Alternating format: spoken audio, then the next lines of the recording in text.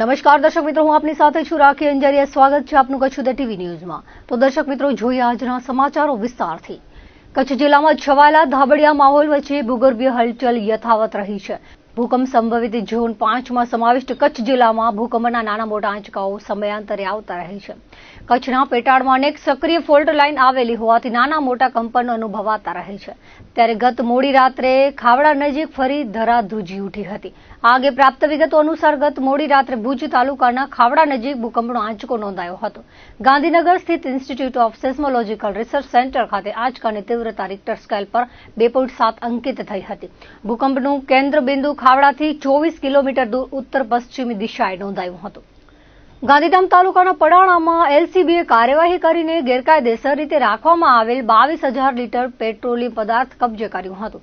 આ બાબતે મળતી વિગતો મુજબ પડાણા ગામ નજીક આવેલ પંચરત્ન કોમ્પ્લેક્સની પાછળના ભાગે ચામુંડા લોજિસ્ટિકના ખુલ્લા વાડામાં આવેલ કન્ઝ્યુમ પંપ મારફતે ટ્રાન્સપોર્ટ વાહનોમાં ઇંધણ તરીકે શંકાસ્પદ પેટ્રોલિયમ પદાર્થ ભરવામાં આવતું હતું, જેથી દરોડો પાડીને 22,000 લીટર પેટ્રોલિયમ કિંમત 17,60,000 મુદ્દામાલ કબજે કરવામાં આવ્યો હતો. આ સાથે મૂળ યુપીના હાલે વાડામાં રહેતા વીર પ્રતાપસિંહ નરેન્દ્ર રાજપૂતની ધરપકડ કરાઈ હતી, જ્યારે અંતરજાળનો દેવજી યાત્રા હાજર મળી આવ્યો ન હતો.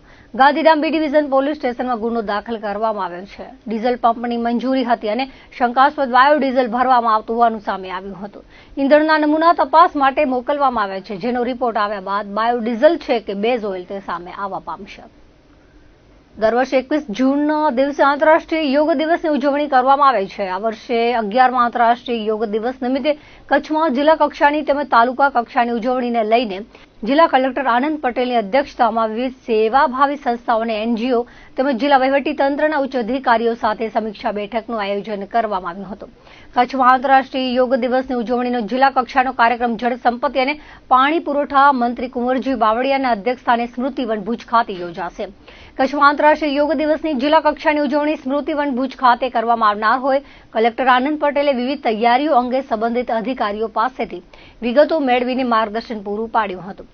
કચ્છમાં આવેલી વિવિધ સંસ્થાઓ અને એનજીઓના પ્રતિનિધિઓ સાથેની બેઠકોમાં કલેક્ટરશ્રીએ યોગ દિવસની ઉજવણીમાં મહત્તમ સહયોગ આપવો અને જન સુધી પ્રચાર પ્રસાર કરવા અંગે સૂચન કર્યું હતું. કલેક્ટરે જિલ્લા કક્ષાની ઉજવણી ઉપરાંત તાલુકા કક્ષાની ઉજવણીમાં પણ વિવિધ સેવાભાવી સંસ્થાઓ અને એનજીઓ સહભાગી થાય એમ ઉમેર્યું હતું. આ ઉપરાંત જિલ્લા કલેક્ટર આનંદ પટેલે કચ્છ જિલ્લામાં આયોજિત યોગ દિવસની ઉજવણીના કાર્યક્રમમાં બેઠક વ્યવસ્થા, યોગ કોચ, યોગા પ્રોટોકોલ, અભ્યાસ, પાર્કિંગ વ્યવસ્થા સહિતના મુદ્દે અધિકારીઓને માર્ગદર્શન આપીને સુચારુ આયોજન કરવા જણાવ્યું હતું.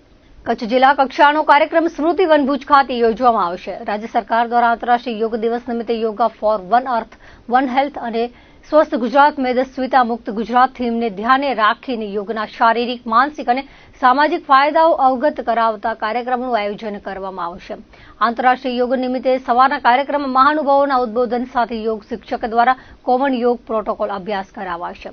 આ બેઠક દરમિયાન કચ્છની વિવિધ સેવાભાવી સંસ્થાઓ અને એનજીઓના પ્રતિનિધિઓ સહિત તમામ પ્રાંત અધિકારીઓ, જિલ્લા યોગ સંયોજક અને યોગ બોર્ડના પ્રતિનિધિઓ ઉપસ્થિત રહ્યા હતા. આપણો અમૂલ્ય વારસો એવો યોગ એ હવે વૈશ્વિક ઓળખ બન્યો છે. ત્યારે પ્રતિવર્ષ આપણે જાણીએ છીએ 21 જૂનના રોજ સમગ્ર વિશ્વમાં આંતરરાષ્ટ્રીય યોગ દિવસ તરીકે એની ઉજવણી થતી હોય છે.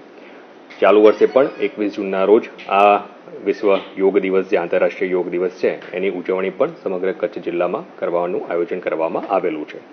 જિલ્લા કક્ષાના આયોજનની આપણે વાત કરીએ તો સ્મૃતિવન ખાતે આ યોગ દિવસનું આયોજન આપણે સૂચિત કરેલું છે. ત્યાં ખૂબ મોટી સંખ્યામાં ત્યાં નાગરિકો આપણા યોગ દિવસમાં સહભાગી બનવાના છે. આ વખતની જે યોગ દિવસની ઉજવણીની જે થીમ છે એની આપણે વાત કરીએ તો yoga for one earth, one health, સ્વસ્થ ગુજરાત, મેદસ્વીતા મુક્ત ગુજરાત, આ આપણી આખી થીમ ચાલુ વર્ષના યોગા દિવસ માટેની છે. તમામ 10 તાલુકાઓમાં પણ આ પ્રકારની યોગ દિવસની જે ઉજવણી છે એ ઉજવણી તાલુકા કક્ષાએ પણ કરવામાં આવનાર છે. આપણું જે ધોળાવીરા આપણે આંતરરાષ્ટ્રીય ફલક ઉપરની જે આપણી વૈશ્વિક ઓળખ છે ત્યાં પણ એક આઇકોનિક પ્લેસ તરીકે યોગ દિવસની ઉજવણી થનાર છે. આપણી જેટલી પણ શાળાઓ છે, હાઈસ્કૂલ, પ્રાઇમરી શાળા, આપણી કોલેજીસ, આપણા આઈટીઆઈસ અને તમામ જે આપણા હેલ્થ અને વેલનેસ સેન્ટર છે, આ તમામ ખાતે પણ આ યોગ દિવસની ઉજવણી કરવામાં આવનાર છે. મોટી સંખ્યામાં નાગરિકો દ્વારા પણ અને સાથે સાથે જે પણ આ ક્ષેત્ર સાથે સંકળાયેલી આધ્યાત્મિક ક્ષેત્ર સાથે સંકળાયેલી, યોગ અને સ્વાસ્થ્ય ક્ષેત્ર સાથે સંકળાયેલી આપણી સંસ્થાઓ છે, એ વિવિધ સંસ્થાઓ તરફથી પણ પોતાની રીતે પણ ખૂબ મોટા પ્રમાણમાં આ યોગ દિવસમાં જોડાવી અને એની ઉજવણી થનાર છે. ત્યારે તમામ નાગરિકોને આ આપણી વૈશ્વિક ઓળખમાં સન્માનમાં જે આપણે વિશ્વ યોગ દિવસની ઉજવણી કરી રહ્યા છે એમાં સંમેલિત થવા માટે હું અપીલ પણ કરું છું. આપણે જિલ્લા કક્ષાએ જે આપણું આઇકોનિક પ્લેસ છે સ્મૃતિવન, આપણે જાણીએ છીએ, ત્યાં જિલ્લા કક્ષાના કાર્યક્રમનું આયોજન આપણે કરવામાં આવેલું છે. એ ઉપરાંત આપણી એક વૈશ્વિક ઓળખ એટલે હડપ્પા સંસ્કૃતિનું ખૂબ જાણીતું સ્થળ એવું ધોળાવીરા ખાતે પણ એક આઇકોનિક પ્લેસ તરીકે આપણે યોગ દિવસની ઉજવણી કરવાના છે.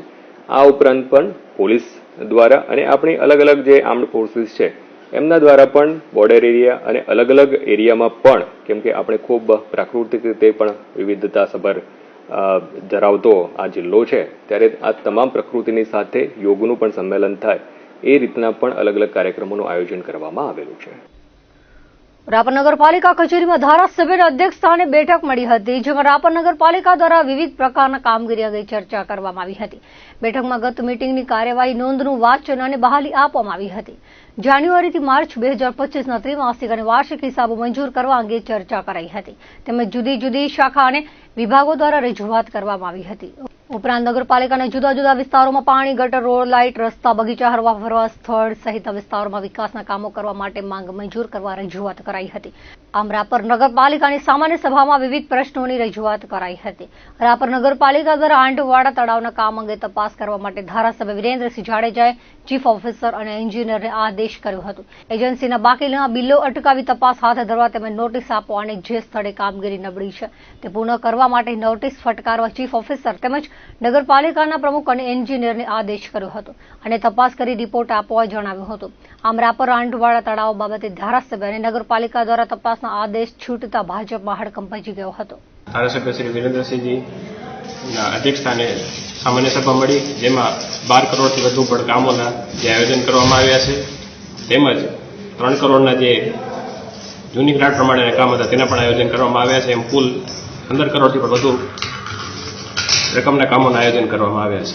આંટવાડા તળાવ બાબતે જે રજૂઆત થઈ છે તેના વિશે કડક પગલાં લેવામાં આવ્યા છે. પીએમસીને સૂચના આપવામાં આવી છે કે આનો રિપોર્ટ બનાવવામાં આવે.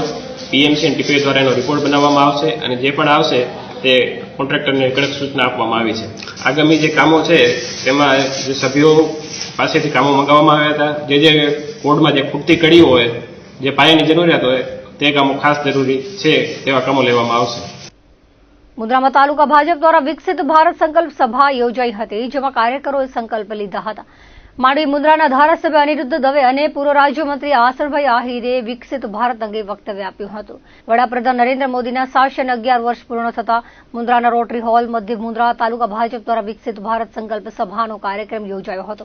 આ પ્રસંગે ધારાસભ્ય અનિરુદ્ધ દવેએ જણાવ્યું હતું કે મોદીજીના 11 વર્ષના શાસનમાં ભારત વિકસિત દેશ બન્યું છે અને તેમણે ખાસ પાણી સંગ્રહની વાત કરી હતી. તેમજ મુન્દ્રા તાલુકાની 6 ગ્રામ પંચાયતના સમરસ સરપંચોને અભિનંદન પાઠવ્યા હતા. પૂર્વ રાજ્યમંત્રી વાસણભાઈ આહિરે જણાવ્યું હતું કે ભારતમાં વડાપ્રધાન મોદીજીના શાસનમાં ભારતે વિશ્વભરમાં નામના મેળવી છે તેમજ કચ્છ, ગુજરાતમાં વિકાસ હરણફાળ ભરી છે. મુન્દ્રામાં જે જમીનની કંઈ કિંમત ન હતી તે જમીનના ભાવ કરોડોમાં બોલાય છે, જે ભાજપની વિકાસ નીતિને આભારી છે. કાર્યક્રમના દીપ પ્રાગટ્ય બાદ મુન્દ્રા તાલુકા ભાજપ પ્રમુખ શક્તિસિંહ જાડેજાએ સ્વાગત પ્રવચન કર્યું હતું. આ પ્રસંગે ધારાસભ્ય અનિરુદ્ધ દવે અને પૂર્વ રાજ્યમંત્રી વાસણભાઈ આહિરનું સન્માન કરાયું હતું. આ પ્રસંગે જિલ્લા પંચાયત શિક્ષણ સમિતિના ચેરમેન વિરમ ગઢવી, મુન્દ્રા તાલુકા પંચાયત પ્રમુખ મહિપતસિંહ જાડેજા, ભાજપના જિગ્નેશ હુંબલ, માણેક ગઢવી, જિલ્લા પંચાયતના પૂર્વ ઉપપ્રમુખ છાયાબેન ગઢવી તેમજ ભાજપના પદાધિકારીઓ, હોદ્દેદારો, આગેવાનો ઉપસ્થિત રહ્યા હતા. 11 વર્ષ સંકલ્પની સિદ્ધિ વિકસિત ભારત 2047 સંકલ્પ માટે મુન્દ્રા તાલુકા ભારતીય જનતા પાર્ટી દ્વારા જે આયોજન થયું એમાં દેશના વડાપ્રધાન નરેન્દ્રભાઈ મોદી સાહેબ દ્વારા જે કાર્યો થયા એ કાર્યો 11 વર્ષના અનેક લોકોપયોગી કાર્યો છે. એ 11 દિવસ સુધી પણ એની વાત કરીએ તો ઓછા પડે એમ છે. એ કાર્યોના સંદર્ભમાં પડી અને વિકસિત ભારત 2047 બની શકે એના માટે થઈને આજે ચર્ચા કરવામાં આવેલી હતી. ઉપરાંતમાં મુંદ્રા તાલુકા ભારતીય જનતા પાર્ટી દ્વારા જે આયોજન થયું એ આયોજનની સાથે એક ગ્રામ પંચાયત તો મોદી સાહેબના વિચારને લઈને સમરસ થઈ કે 6 ગ્રામ પંચાયતોના સદસ્યો ઉપસ્થિત રહ્યા, એમને પણ મળવાનું થયું. એમના સાથે આવનારા દિવસોમાં મોદી સાહેબના કેચ ધ રેઇનના સંદર્ભમાં પાણી સંગ્રહ માટે પણ વાતચીત કરી અને એ સૌ સુકાનીઓને શુભેચ્છા પાઠવી. ભુજ તાલુકાના નારણપર ગામમાં ગ્રામ પંચાયતના સરપંચની પેટા ચૂંટણી યોજાઈ છે. આ ચૂંટણીમાં સરપંચની બિનહરીફ વરણી કરવાના પ્રયાસો વિફળ થતા 22મી જૂને મતદાન કરી ગ્રામજનો નવા સરપંચની વરણી કરશે. 1.5 વર્ષની મુદત માટે સરપંચ પદ 2 પ્રમુખ દાવેદારો વચ્ચે ટક્કર થવાની છે. ત્યારે ચૂંટાયેલ બોડીના મોટાભાગના સભ્યોનું સમર્થન ધરાવતા મંજુલાબેન મહેશ્વરીએ વિજયનો વિશ્વાસ વ્યક્ત કર્યો છે. અગાઉના સરપંચની સામે અવિશ્વાસની દરખાસ્ત થતા તેમને સરપંચ પદેથી દૂર કરાયા હતા. ગ્રામ પંચાયતની મુદત 1.5 વર્ષ બાકી રહી છે. ત્યારે ગ્રામજનો જો સરપંચ પદે ચૂંટી કાઢશે તો મંજુલાબેનને ગામના વિકાસમાં ખૂટતી કડીઓ પૂરી કરવાની ખાતરી આપી છે. ગ્રામ પંચાયતના વોર્ડ નંબર 5ના વર્તમાન સદસ્ય રબારીએ પણ મંજુલાબેન મહેશ્વરીની ઉમેદવારીને સમર્થન આપી તેમની તરફેણમાં મતદાન કરવા ગ્રામજનોને અપીલ કરી હતી. અમારા એ હાલની પેટા ચૂંટણી સરપંચની આવેલી છે. અગાઉના સરપંચ અવિશ્વાસની દરખાસ્તમાં આ જ બોડી દૂર કરવામાં આવ્યા હતા. ઘણા સમયથી સીટ ખાલી રહી જવાને કારણે હાલે અમારું હવે 1.5 વર્ષ બાકી છે. એટલે હાલમાં અમારી પેટા ચૂંટણીમાં આપણી આ સીટ આવી છે. એના માટે અમારા જે ચૂંટાયેલા જે સદસ્ય છે 8, એમનું અમારા જે નવા સરપંચ તરીકે અમે મંજુલાબેન પ્રવીણભાઈ મહેશ્વરીને રાખેલા છે. એને અમે બધા સભ્ય સાથે મળીને એને એક ઉમેદવાર તરીકે પસંદ કરેલા છે. અમે એવો પ્રસ્તાવ મૂક્યો હતો કે તમે કોઈ પણ નવો ઉમેદવાર આપો તો અમે એને બિનહરીફ કરી. જે ઉમેદવારો સાથે અગાઉ બોડી સંકલન કે સંમતિ નથી કરી શકી તો એના જોડે આ બોડી કામ કરી શકશે નહીં. તો વળી પાછી જે સ્થિતિ હોય એ સ્થિતિ થાય. એટલે અમે એવો પ્રસ્તાવ કોઈ પણ ફ્રેશ ઉમેદવાર હોય તો એના જોડે આ બોડી સંકલન કરીને કામ કરશે. તો એના માટે અમે એક પ્રસ્તાવ મૂકેલો. છતાં પણ આ એક ઉમેદવારને ઈરાદાપૂર્વક ફોર્મ ભરવામાં આવ્યો તો અમને એવું હતું કે તો પછી અમને આ ઉમેદવારને એની સામે ઉભા રાખ્યા. પણ જેની પાસે સરકાર બનાવવા માટે સંખ્યાબળ જ નથી તો એ સરકાર બનવી શક્ય નથી. કારણ કે સરકાર ચાલે જ નહીં. કોઈ પણ સમાજ હોય, ધાર્મિક સંસ્થા હોય, ગમે એમાં આપણે બહુમતીથી ઠરાવ થાય તો સરકાર ચાલે. જેની પાસે સંખ્યાબળ જ નથી, માત્ર ચૂંટણી કરવા પૂરતો જ આ એક અમારે આજે આ સીટ જાહેર થઈ છે. તો અમે અહીંયા જેટલા ઉમેદવારો છે અમે બેન સાથે સંકલન કરીને એમ કીધું કે ભાઈ અગાઉ પણ અમારા જે ઉપસરપંચના ઇન્ચાર્જ સરપંચ બેન શ્રી હતા એને ખૂબ જ સારા 12 મહિનામાં કામ કર્યા. ખૂબ જ સારી એક મહિલા હોવા છતાં એનામાં એટલી આવડત નથી, છતાં 12 મહિનામાં એ ઘણું બધું શીખ્યા.